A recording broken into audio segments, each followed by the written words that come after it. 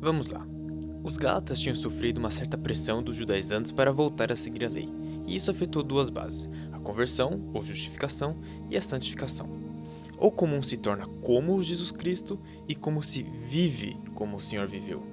Para o primeiro ponto, Paulo apontou para Abraão e como ele foi justificado fora e até mesmo antes da lei.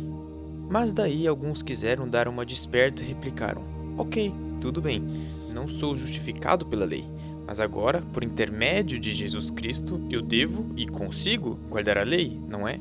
Olha, vamos dar uma olhada em como o apóstolo Paulo, guiado pelo Espírito Santo, confrontou esta questão. Os Gálatas queriam cortar para si um pedaço do judaísmo, mas ao fazer isso, acabaram se cortando, literalmente, tal de circuncisão. E com esse doloroso passo afirmaram: queremos guardar a lei. Mas, como já vimos do Evangelho do Apóstolo, Romanos, a santificação não é obtida por lei, mas pelo Espírito. Talvez seja oportuno fazer um pequeno resumo de Romanos 7. Assim que eu mesmo, com o entendimento, sirvo a lei de Deus, mas com a carne, ou com o corpo, ainda pecaminoso, a lei do pecado. Romanos 7, 25.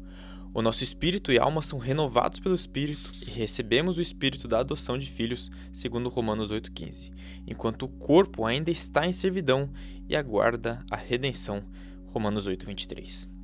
Portanto, não devemos voltar atrás e tentar alcançar a santidade pelo nosso próprio esforço, pelo nosso corpo, mas sim através do Espírito Santo. Ele, o Espírito Santo, renova o nosso espírito humano todos os dias e, ao fazê-lo, ele subjuga o nosso corpo, segundo 1 Coríntios 9, 27. Então o corpo é como uma criança que sempre taca o terror, e o espírito, o irmão mais velho, que o controla e o mantém na linha dia após dia. O pequeno, entendendo a autoridade, sem discussão, o obedece e segue. Voltar à lei seria deixar o pequeno expressar suas opiniões infantis, deixar ele tomar o controle da situação. E bem, você já sabe como isso termina. Não, um crente não tenta ser bom por sua própria lógica, pelo que ele acredita ser certo ou não. Isso é idolatria, mas deve-se viver dia a dia em intimidade e comunhão pelo Espírito com o Cristo glorificado no céu.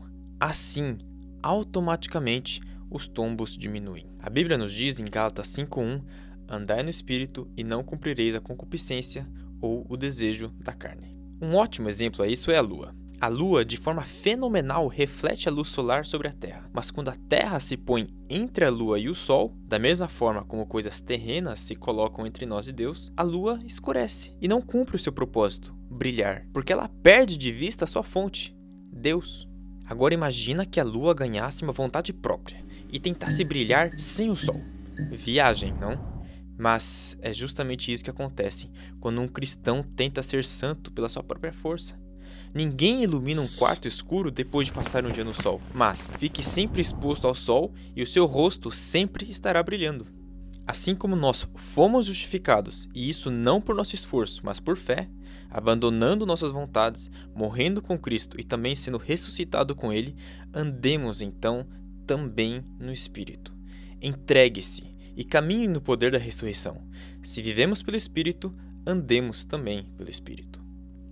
E isso terá consequências práticas. Se um irmão em Cristo cai, e se ele pecar, não devemos fazer pouco caso, nem rir ou mesmo achar graça, e muito menos arquitetar um plano de autopromoção. Isso não faria e não faz nenhum sentido. Nós somos um. Nós jogamos no mesmo time. Os que estão fortes espiritualmente devem o colocar ao seu lado e levantá-lo, restaurá-lo, porque somos um espiritualmente. Mas cuidado, não tente ser o super-homem. Nós ainda estamos na terra e, portanto, podemos facilmente cair em pecados. E como irmãos, devemos carregar os fardos uns dos outros, novamente porque somos um. Aqueles que distribuem o alimento espiritual devem, ainda pela mesma razão, receber ajuda financeira pelo seu ministério. E, curiosamente, é precisamente neste ponto que o apóstolo se torna muito sério. O declínio espiritual começa quando o rebanho não se preocupa mais com o ensinamento bíblico. Quer ver declínio espiritual? Faça os servos de Deus morrerem de fome. O que o homem semear, isso também ele colherá, e isso até hoje. Ou você investe o seu dinheiro e o seu tempo em treinamento motivacional, yoga ou pseudo-cristianismo, ou você investe no reino. No primeiro cenário, os treinadores motivacionais, professores de yoga e os tais de pseudo-cristãos serão os que te influenciam. E no segundo, bem, vou ser bem direto, Deus.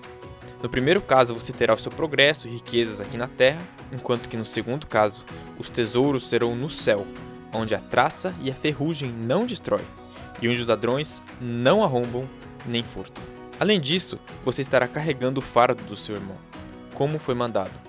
A escolha é sua. No final, o apóstolo resume: a cruz de Cristo significa que não tenho mais nada a ver com o mundo, vivo na nova criação e não há mais diferenças. Aquele que compreendeu isso, paz e misericórdia. Mas de palavras já basta, não? Quer ver obras? Olhe para o meu corpo torturado em nome do Senhor. Esta é a minha assinatura e confirmação sobre essa discussão. Amados, que a graça do nosso Senhor Jesus Cristo esteja em vosso espírito. Amém. Você achou esse vídeo bom? Se sim, por favor, compartilhe, porque se você gostou, tem mais outras pessoas que vão gostar também, que talvez até precisam ouvir essa mensagem. Então, pedimos por essa pequena ação de vocês, pedimos também por orações, agradecemos pelo carinho que temos recebido de muitos. E qualquer pergunta, qualquer dúvida, qualquer sugestão, pode colocar nos comentários abaixo. Vamos sempre responder e até o próximo vídeo.